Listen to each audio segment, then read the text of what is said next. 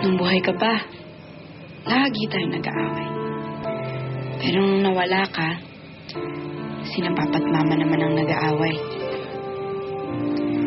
Kahit kailan talaga, Agua, ikaw pa din ang punot dulo ng lahat.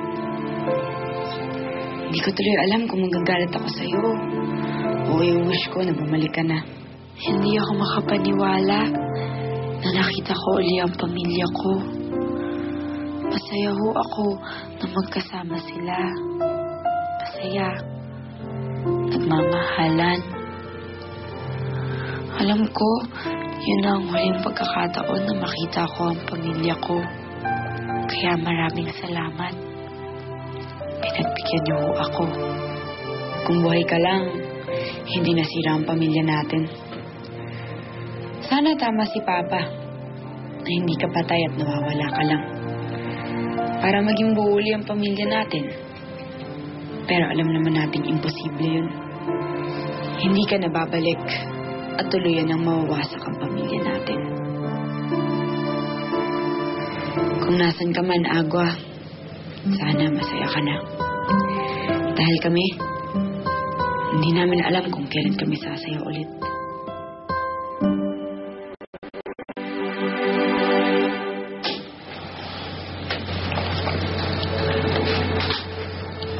Ba't gising ka pa?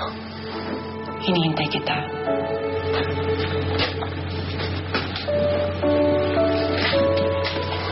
Ayaw mo ba ayusin natin to? 10 taon na tayong hiwalay, Marshall. Sa tingin ko, kung may pag-asa tong marriage na to, di... Dati pa sana natin naayos to. Dahil nakatira tayo sa magkabilang mundo. Sige. Sumama ka sa amin sa Amerika. At subukan natin ulit. Alam mo, hindi ko magagawa yun. At alam mo rin, hindi ko kayang bumalik dito. Talo ko lang maalala ang pagkawala ni Agua. So, paano?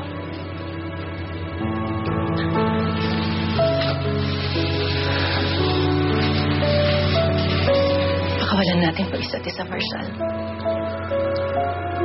Bago tayo magkasakitan.